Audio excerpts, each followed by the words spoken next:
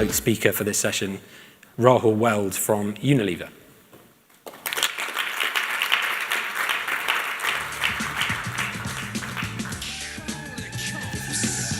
Thank you very much. Thank you. Good evening, everybody. Delighted to be here, and what a pleasure to be speaking about something that I certainly have a great deal of interest in, which is sports. No surprise. And I'm sure that many of you are actually thinking about this session and wondering what role does Unilever exactly have in sports. It's really not something that is often associated with our company. And I think in many ways you're absolutely right. We are definitely not the big boys in sport, but hopefully we are the smart boys in sport. And I'm going to try and tell you over the next few minutes some of our insights and approaches towards this whole area, which quite clearly matters a hell of a lot to people in general, but more specifically to the audience over here. So you know, most of you know our company for sure. But definitely, and I hope that you know our company even more through our brands, which we sell, and our mission in life is fairly simple to ensure that we're reaching many people, many places with great products. So we're really a company of brands, if you like.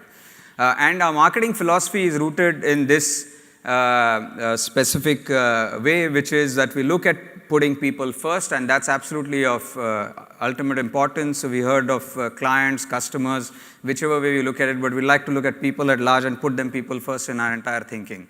And use that insight, that thinking, to build a love for the brands, the chart that I showed earlier, the wonderful brands that we have, and we use the insights to make sure that people actually love our brand. So a little higher order, if you like, than brand preference, and making sure that people love. And we try to do that by unlocking the magic. And it is in this last piece, we believe that sports plays a role in how we make sure that people fall in love with our brands.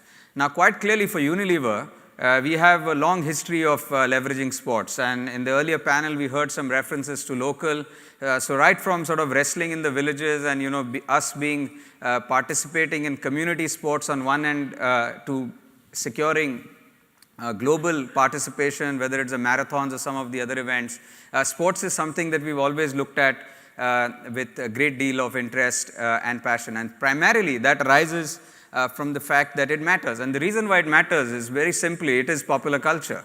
So if you look at it, if there are really two passion points in the world which are unique in many ways or similar in many ways, but yet, they cut across the entire planet, and one of which is sports, and the other possibly is films and entertainment. But if you really look at it, sports is a big deal, so popular culture, and that, of course, as a marketer, has to be of interest to us. And the second reason why we like sports is because it's got almost unparalleled scale. And I'm sure many of you are familiar with the numbers more than I am, but generally speaking, you will hear these days of any event when you talk in millions or billions or hundreds of millions, it is associated with a sport. There isn't any other event or any other activity which generates that sort of scale. So these are the two primary reasons why we interest in sports. And there are many ways with which we leverage sports, and I just thought I'd put together some thoughts and give you some perspective of how we look at this whole area. Quite clearly, we're big on sporting ambassadors, so that plays a very, very big role for us. And for those of you familiar with advertising, you would have seen several of these icons feature in our advertising. At the center is the idea, and I think that remains absolutely the most important thing. Suffices to say that everything else revolves around that. So it has to be baked in into the idea itself. So it's not sports for the sake of doing sports. And then there are a few other areas, which is thinking agile, going beyond live and not just looking at live sports, leveraging different sports and indeed in entertainment. Last year we started for the first time what I think is really a very, very important association and a step forward for us in our journey with Manchester United. And I thought instead of me speaking about it, I'll just show you a short video which captures what we've been doing with them.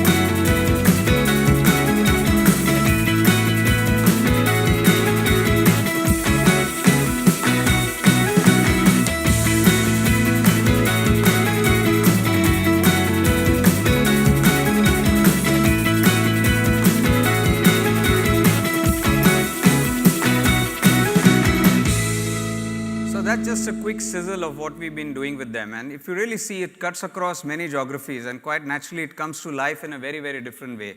And I saw on the Twitter feed earlier, there was some mention of activations, and that's really at the heart of it. How do we activate the sports sponsorship or the sports association? And that is purely rooted in the way we localize it.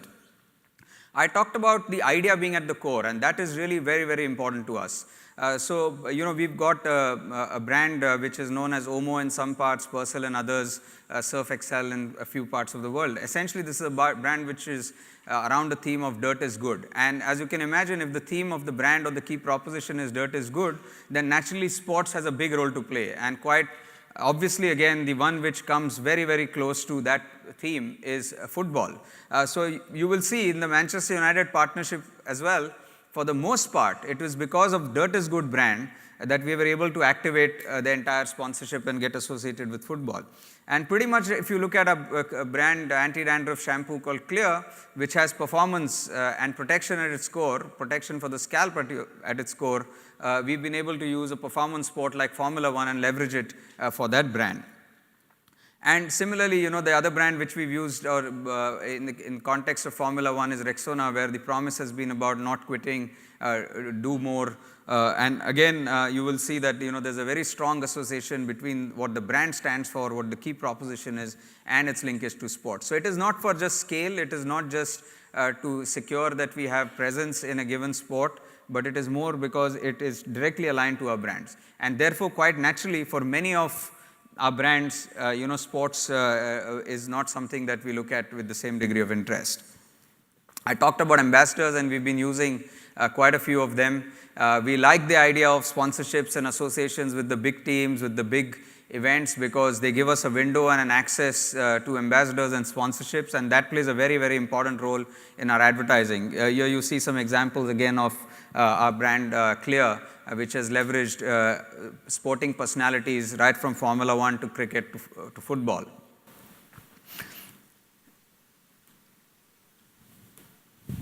Okay, so could you help me move the chart, please?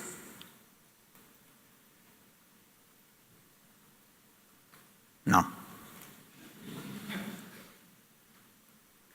Right, so that was Neymar. This is Shakib, a cricketer in Bangladesh. So the point I want to make is really this is across a number of sporting personalities, across a number of markets and a number of brands. So think of it as a broad spectrum rather than one big Unilever idea. It's actually positioned very, very tightly into one of the corners of Unilever.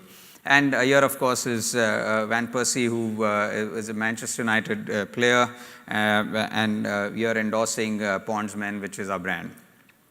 By the way, there are some legends as well. So you see McEnroe over here from tennis, US. This is US advertising on Dove Men Care. And then so the big point over here is that this is just about covers a wide swath of personalities across the spectrum. However, the key thing and again I go back to what was being talked about, that it is in many ways, while it is global and sport is global in nature, it is actually local in many ways. And therefore, the way we approach it is very simply as different sports for different folks. So there is, if you think of India, then it is cricket. If you think of New Zealand, it is rugby. If you think of Southeast Asia, it is football. If you think of UK, it would be something else, and so on. So I want to show you a short clip of something that we did with rugby in New Zealand.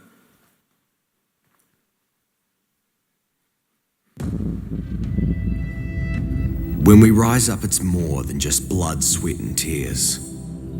We do more. We know it comes from this place. It's a pride that goes right back to your roots. It's looking defeat in the eye, but keeping up the fight. It's passing the fire within onto the next generation. It's drawing humility and strength from the power of nature. It's less about what we say and more about what we do. Rise up, do more, inspire the All Blacks, and tell us your story. So you will see in this example many elements of what contemporary marketing is all about. It is about social engagement, getting people to participate, ensuring that what we do is something that resonates with the nation and the wider population, in this case all blacks, and we know for sure that rugby is a big passion point in New Zealand. So it's a great example of activating a brand, Rexona, the promise of do more, and making sure that that promise is coming alive with our association with the All Blacks. And naturally, so this is something which again I want to re-emphasize, that it is different sports, different brands, different geographies. So this is an example in South Africa. Where is it from? Yeah. And similarly, you've got the Welsh rugby example. We've got a rugby project going on in Argentina. We have a number of projects in the US. Here you see basketball and American football being leveraged. And again, across the world, celebrities, not just across one particular sporting arena, but a number of sports which are part of our brand ambassadors. The other place where we've leveraged sports, and it's been an important part of our journey, is entertainment. Because like I mentioned earlier, it blends in very, very nicely with entertainment. It's a very famous, anyone from Australia over here? Okay, so from few of you from Australia probably recall Australia's greatest athlete, which put together sporting personalities from across a number of sports. So guys like Andrew Simons from cricket and several others. And they were pitted against each other in trying to find who's the best sportsman. So something which is beyond sports as we know it, but yet resonates and evokes interest among the people. And we did this association for 3 years again for our Rexona brand in Australia. The other thing which is critical, definitely from our perspective, I think it plays out certainly for most sponsors, is this whole idea of going beyond live. Because you've got a 45-minute or 90-minute or 2 hours, 3 hours, whatever is the window of, given a sport for live action, but there is much, much more beyond that you can do. One, to curate content, to create content, to generate excitement with your audiences, and package stuff which builds in some ways both the depth in a given theme, but also builds width by sharing across a number of platforms. The last theme I want to talk about is agile thinking, and this I think is quite interesting, and we see it as absolutely the new paradigm in marketing. In fact, I believe that in the new age marketing, speed is the new currency, and we have to make sure as great marketeers, good marketeers, that we are agile in the way we operate. Hopefully a lot of people here follow cricket. Okay, very few, but nevertheless. So this was, for those of you who know cricket, the guy on the left-hand side is a commentator, ex-England captain, who made a remark during the commentary about one of the batsmen from India having used Vaseline on his bat, which therefore doesn't get picked up by technology and what's it called, the sneakometer or the heat camera. And next day, we created this piece of advertising overnight, literally, which basically said that Mr. Vaughan, Vaseline in India is used for many other purposes, but using it on bats is not one of them, right? And now the point over here is, so this is nothing in a manner, it's not sponsorship, it's not like our association with either of the celebrities, it's not getting involved in a controversy, but it's giving an interesting local popular culture twist to whatever is going on. And naturally, as you would expect, this caught the fancy of people, English-speaking people albeit, but they really loved the idea. And suddenly you found that, Vaseline became something that, in any case, a well-known brand becomes even better known. But the key message here is that there are lots of these opportunities that sporting events are presenting us as marketers every single day or every single event that's taking place. And how we seize them is both, how we exercise our creativity and make sure that we leverage the moment.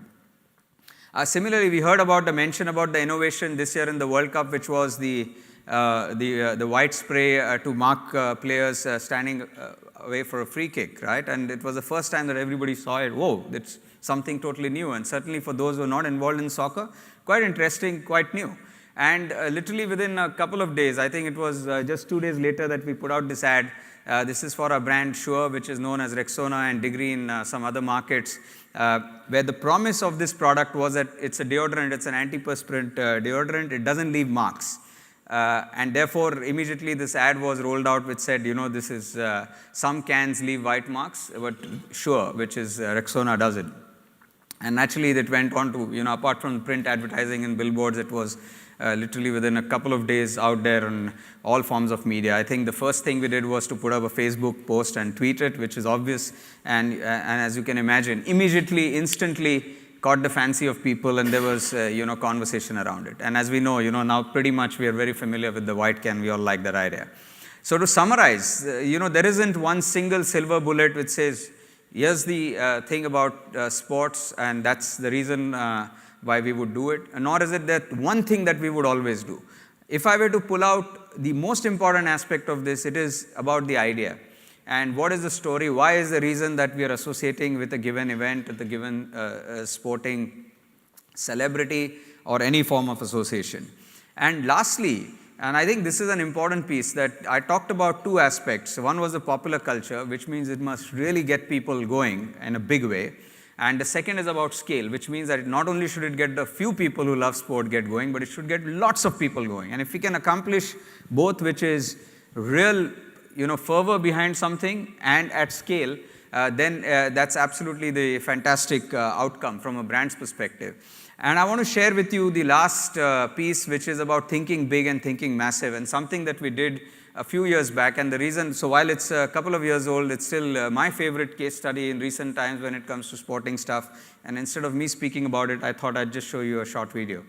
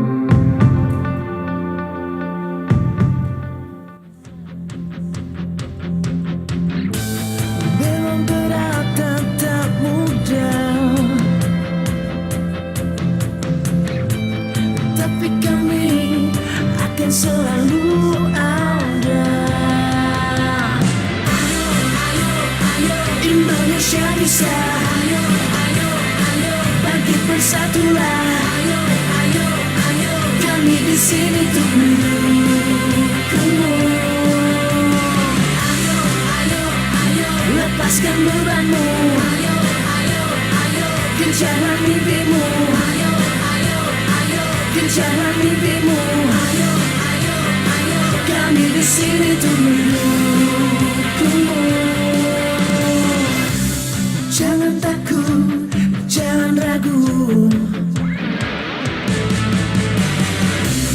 maju terus. Ayo Indonesia bisa. Ayo Indonesia bisa. Ayo Indonesia bisa. Indonesia bisa. Bangkit bersatulah. Kami di sini untuk mendukungmu.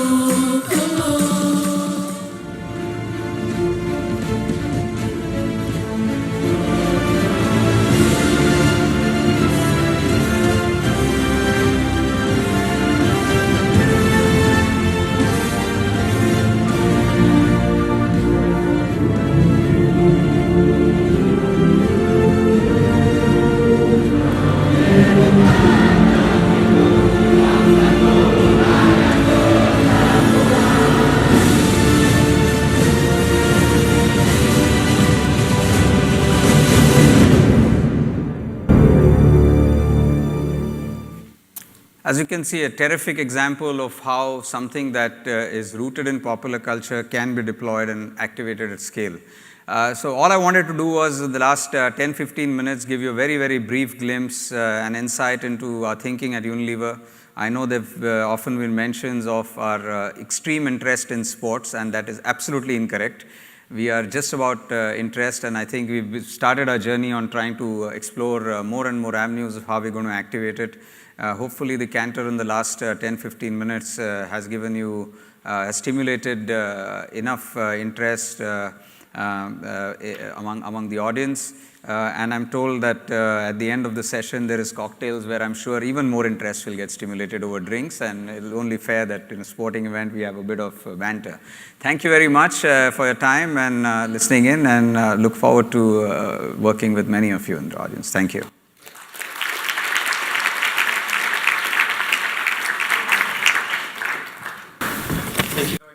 Rahul. Very you. nice to see you. Thank you, Very nice Mike. to see you again. I'm Mike Rich. As per the introduction, I'm going to be conducting the next sort of interactive session of this piece, which is all about Give Me More.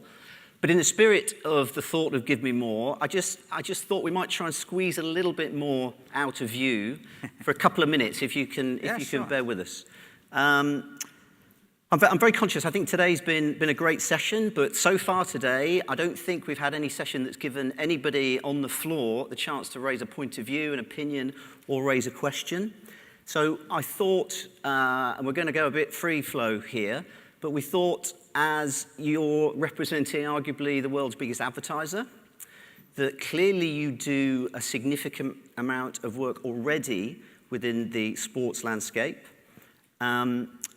Some questions about how we as an industry might get you to do more within sports marketing and sports sponsorship. Yeah, no, that's really an interesting question, because the reality is when you think of sponsorship, and especially if you're on the sales side of the equation, you're really contesting and competing against other forms of sponsorship. And therefore, if I were to summarize it in 2 words, I'd say, what's a business case? If you have a strong business case, then everything else follows. And I think the business case comes out of whether it is aligned and really fits in, docks in very nicely to the idea, and whether it has deliverables which are tangible with, obviously like any other sponsorship, some risks, some upsides. But on the whole, I'd summarize it by saying it's about the business case. And if you make a great business case, then I think it fires. And Jamie knows that. Yeah. Do you always get presented with good business cases? No, we don't always get presented by good business cases. We very often get what I call as blind mock shots, and someone just throwing sponsorship proposals without really giving the brand a thought. But very frequently, we do get business cases which demonstrate the understanding of our brands, of our jobs to be done, of what our strategies and then we go like, hey, let's talk more. Fantastic. I'm hoping that we've prepped this well enough that there should be some people with mics in the audience. It's very hard to see here. I don't know if we get some floor lights up, but I'll just throw it to the floor. Does anybody have a question for the world's largest advertiser on how they might extract more from them in terms of the sports landscape? Where are we? I can't see. Jen, you're helping me, yeah? I'll go ahead and ask a question. Okay. Rahul, you mentioned that the idea is at the core of much what you do. Are those ideas generated from your agency or within? Where are the ideas coming from? Most of them, I'd say, are co-created. So, typically speaking, you will, and this is the classic thing in marketing, that when there's a great idea, there'll be many people who will put their hand up and say how it was invented either in their agency or their room. But the reality is, I think in contemporary marketing, most of the ideas come out of great teamwork and some form of collaboration. Very often, they come, sort of sparked off by one individual. But generally speaking, I'd say they're co-created. Very good. Who else have we got? There's a Mark over here. Hold on.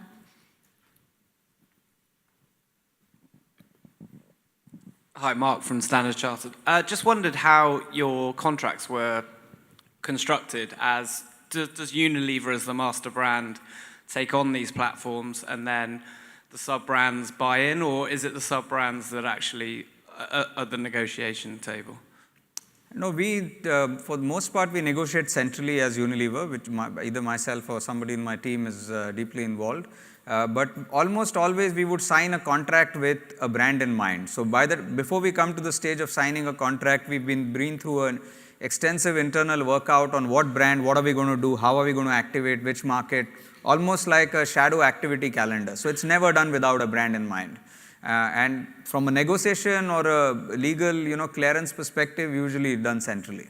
So we've got some expertise teams who look at that, but the brand is again at the beginning of the cycle.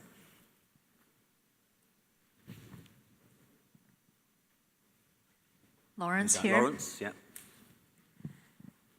Hi, excuse me. As someone who's trying to sell into brands such as yourself, where's the best place for us to start? Do we come straight to use the brand, or are you expecting your respective media agencies to provide some form of filter and advice No, we definitely lean in quite heavily on our agencies, specifically the media agencies. But equally, I'd say, if from an approach perspective, it is usually bubbles up from a country, or in some cases when we're looking at, a pan-country activation from the center, whether it's Singapore or London. It's a combination. There isn't any one, so if you take very specific country sponsorship, they're usually with, that respective country, but otherwise, I'd say in Singapore, with the media team.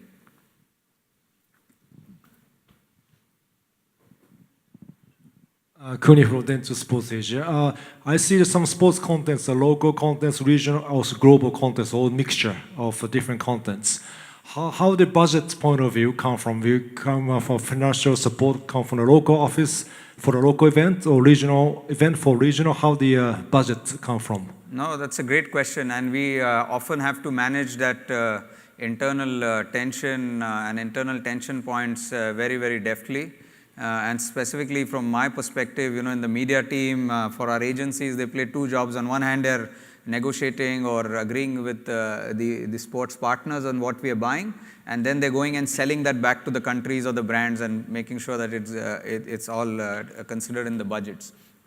But generally speaking, I think I go back to what I first said, and probably that's the last comment, that it is all about the business case. And whether it's our business or any business, I believe that if there's a strong business case, which we go from center to the countries, then they buy it, and equally vice versa. But for the most part, some of the pan-country deals are done centrally. Great, and apology, Rahul. I know you said that. No, I'm just conscious of your time. So. No, exactly. And I know you're keen to go, but very much appreciate you giving us a little bit more in the Give Us More session. So please, ladies and gentlemen, if you'd like to put your hands together for Rahul. Thank you.